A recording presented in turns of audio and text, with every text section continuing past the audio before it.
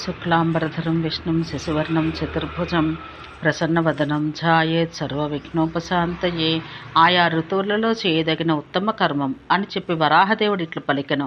పాల్గొన మాసపు శుక్లపక్ష ద్వాదశి నాడు మంచి పరిమళం గల అడవి మొల్లలను, తెలుపు మించిన పసుపు వన్నెగల వారిని గ్రహించి మిక్కిలి ప్రీతినందిన అంతరాత్మతో మంత్రపూర్వకమైన విధానంతో భాగవతుడు శుచి అయి కర్మములన్నింటినీ చక్కగా ఎరిగి పూజించాలి. శాస్త్ర విధానాన్ని అనుసరించిన కర్మంతో పూజా కార్యాలు చేయవలను. కార్యం మంత్రాలతో పవిత్రం కావలను. భక్తుడు శాంతము నిర్మలము ఒక మనసు కలవాడు కావలను. ఓం నమో నారాయణాయ అని పలుకుతూ ఈ మంత్రం ఉచ్చరించవలను. వాసుదేవ శంఖచక్రధర అచ్యుత లోకనాథ మహావీరుడు వగు నీకు నమస్సు. వసంతకాలాన వనస్పతులు చక్కగా పూచినవి, చక్కని గంధర్వ రసంతో కూడి ఉన్నవి. వసంతకాలం వచ్చినది, ఈ పూచిన గొప్ప చెట్లను చూడుమనుచు ప్రార్థించి ఈ విధంగా పాల్గొన మాసాన అర్చన చేయవాడు సంసారమును పొందడు, నా లోకమున కరుగును. శుశ్రోని వైశాఖం శుక్లపక్ష ద్వాదశి నాటి అర్చన ఫలం గురించి నన్ను అడిగితివి, దాన్ని వినము. చక్కగా పోచిన మద్ది మొదలగు చెట్ల పువ్వులను గ్రహించి నా పూజకు సిద్ధం కావలను. కాలానికి తగిన శుభకర్మలన్నింటినీ ఆచరించి భగవద్భక్తులకు అందరికీ ముందుంచుకొని వేదం చెప్పిన విధానంగా మంత్రాలు చదువుతూ గంధర్వుల అప్సరసుల నాట్యాలతో ఆటలతో పాటలతో వాద్యాలతో పూజలు సలపవలను. అప్పుడు దేవలోకం వారు పురాణ పురుషోత్తమును స్తుతింతురు. సిద్ధులు, విద్యాధరులు, యక్షులు, పిశాచులు, నాగులు, రాక్షసులు, సర్వలోకాధిపతి యొక్క పురుషోత్తముని స్తోత్రములు చేయుదురు. ఆదిత్యులు, వసువులు, రుద్రులు, అశ్విని దేవతలు, మరుతులు వీరందరూ దేవదేవేశుడు యుగములు నాశనం చెందందును చెడనివాడు ఒక దేవుని స్తుతింతురు. అంత వాయువు, విశ్వేదేవతలు, అశ్వలు అందరూ గుమిగూడి ఆది కాలమందు ప్రభువగు కేశవుని కీర్తింతురు. బ్రహ్మ, చంద్రుడు, ఇంద్రుడు, అగ్ని సర్వభూతాలకు నాథుడు, సర్వలోకాలకు ప్రభువగు విష్ణువును స్తుతింతురు.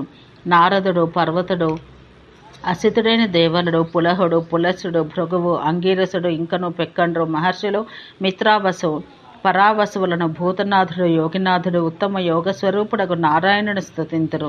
మిక్కిలి శక్తిగల ఆ దేవతల నాదములను విని నారాయణ దేవుడు వసుంధరతో ఇదేమి శబ్దం వినవస్తున్నది, వేదఘోషంతో మొదలైనది దేవతల మహాశబ్దం ఇందు వినవస్తున్నదని పలికెను. అంత తామర రేఖల వంటి కన్నులు కలది, అన్ని రూపాలతో గుణాలతో కూడినదగు భూదేవి ఆ వరాహరూపదేవునితో ఇట్లు పలికెను. దేవా, నీవు వరాహరూపమునే తాల్చి ఉండవలనని, వారందరూ నీ ఆజ్ఞకు లోబడి లోకభావనను చేయవలనని దేవతలు కోరుచున్నారు. అంత నారాయణ దేవుడు భూమితో ఇట్లనెను. దేవి, వారు నన్ను వెదగుచూ మార్గమున ఉన్నారని నేను ఎరుగుదును. వసుంధర, నేడు నిన్ను దివ్యమైన 1000 సంవత్సరాలు లీలగా నా ఒక కోరికతో పట్టి నిలిపితిని. నన్ను చూచుటకై దేవలోక వాసులందరూ ఆదిత్యుడు, వసువులు, రుద్రులు, కుమారస్వామి, ఇంద్రుడు, బ్రహ్మ మొదలగు వారు ఇక్కడికి వస్తున్నారు. ఇట్లా మాధవుని మాట విని భూదేవి దోసిలు నుదుటిపై జోడించి అతని పాదములపై పడెను. భూదేవి వరాహరూపుడగు దేవునికి ఇట్లు విన్నవించుకొనెను. దేవా, రసాతలానికి కృంగిన నన్ను నీవు పైకెత్తి నిలిపితివి. దిక్కులేని దాను నాకు రక్షకుడవైతివి. నీ భక్తునికి నీవే గతివి, ప్రభువు. నాకేది కర్తవ్యం? ఏ పనితో నిన్నర్చింతును? నా జన్మానికి పరమగతి ఏమి? ఏ విధంగా పూజించినచో నీవు తుష్టినందెదవు? స్వర్గసుఖానికి తావలమైన ఈ పని నేను ఆచరింతును. నీ పూజా విధానం చేసే నాకు బాధ లేదు, అలసట లేదు, ముసలితనం లేదు, పుట్టుట గిట్టుట లేదు. దేవతలు, రాక్షసులు, సర్వజనులు, రుద్రుడు, ఇంద్రుడు, బ్రహ్మ అను కీర్తిధారులందరూ నీ కడుపున ఒక మూల నివసింతురు.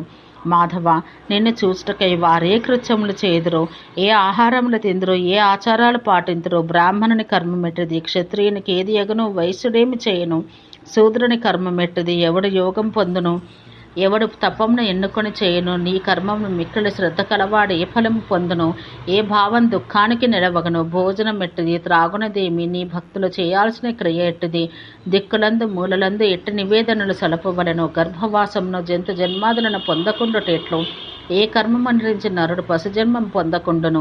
కేశవ, నాకు మిక్కిలి సుఖం కలుగునట్లు ఈ సకలం తెలియజెప్పము. ఏ పని చేత ముసలితనం పొందును, దేని చేత జన్మాన్ని పొందును, గర్భవాసం పొందకుండుటకు ఏమి చెయ్యాలి, దేని ప్రభావం చేత నరుడు సంసారమును పడకుండును అని వసుంధర ఇట్లు అడగగా భగవానుడు ఇట్లు బదులు పలికెను. మోక్ష మార్గాన స్థిరంగా నిలిచి ఉన్న భాగవతులారా, నేను దేనివల్ల మిక్కలి సంతోషం ఎల్లవేళలా పొందుదునో ఆ మంత్రాలను కీర్తింతును వినడం. మాధవ, నీవు మాసములన్నింటినూ ముఖ్యమైన వైశాఖ మాసం మంచి పరిమళంతో చక్కని రూపములతో వసంతకాలాన నీవు దేవుని దర్శించుచూ వచ్చితివి. ఎల్లప్పుడూ యజ్ఞంలను దర్శింపబడిన ఈ నారాయణుడు 7 లోకములందునూ వీరుడు. అట్లే గ్రీష్మమందు సర్వమును విధిపూర్వకంగా చేయాలి. భాగవతులందరికీ ప్రియమగు ఈ మంత్రం పఠించాలి. మాసాలన్నింటిలో ప్రధానమగు గ్రీష్మమా, నీవు ప్రసన్నముగా వచ్చావు. గంధరసాలతో కూడి నీవు యతించావు. నిత్యము యజ్ఞంలందు పూజలను అందుకొనడి శ్రీనారాయణుడు సర్వలోకములందునూ వీరుడు. ఇదే విధంగా గ్రీష్మమునందునూ అర్చనం చేయాలి. అట్టి వానికి జనన మరణాలుండవు. నా లోకానికి గతి కలుగును. ఈ విధంగా నన్ను అర్చించువాడు భూమిలో చక్కని పరిమళం గల సాలవృక్షాల పువ్వులన్నింటితో పూజించిన వాడగును. ఇట్లా వైశాఖ మాసాన నా పూజ ఆచరించువానికి బుద్ధి నిర్మలమగును. అతడు మరలా సంసారమున పుట్టడు. నీకు మరి ఒక విషయం కూడా చెబుతాను. అది సంసారం నుండి విడుదల కలిగించును. కడిమి, కొండగోగు, సెల్లకం, అర్జునకం అన్న పువ్వులతో విధిని అనుసరించి అర్చనం గావించాలి. పిదప నా మంత్రములందు శ్రద్ధ కలవాడై నన్ను ప్రతిష్టాపనం చెయ్యాలి. ఓం నమో నారాయణాయ అనుచో ఈ మంత్రం పలకవలెను. పవిత్ర హృదయం కలవారు మేఘం వన్నె కల పూజుడవకు నిన్ను మహిమతో చూస్తున్నారు. లోకనాథ, వర్షాకాలం వచ్చింది. మేఘముల బృందాలను చూడము, నిద్రను పొందము. ఆషాఢమాస ద్వాదశి యందు సర్వశాంతికరమగ ఈ శుభకర్మమును శాస్త్రమును అనుసరించి చేయాలి. అట్లా ఆచరించేవాడు ఎన్నటికీ ఏ యుగమందు నశింపడు. దేవి, కర్మశ్రద్ధ గల నరులు దేనిచేత సంసారాన్ని తరింతురో అట్టి ఋతువులందు చేయదగిన ఉత్తమ కర్మం నీకు చెప్పి తిని. పుణ్యాత్ములారా, ఈ పరమరహస్యం నీకు చెప్పి తిని. వరాహ రూపాన్ని దాల్చిన నారాయణ దేవుడు కాక దేవతలను దీన్ని ఎరుగరు. యజ్ఞ దీక్ష లేని వానికి, మూర్ఖునికి, తంపుల మారి వానికి, నీచ శిష్యునికి, శాస్త్ర విషయాలు నిందించే వారికి దీన్ని నొసగరాదు. కసాయి వారి నడమను, మూర్ఖుల దగ్గర దీన్ని చదవరాదు. అట్లు చదువుట వల్ల వారికి ధర్మము ధనము వెంటనే నశించును. దేవి, నీవు అడిగిన దాన్ని మొత్తముగా చెప్పి తిని. ఇంక నీవు దేన్ని అడుగుదవు? ఓం శాంతి శాంతి శాంతి.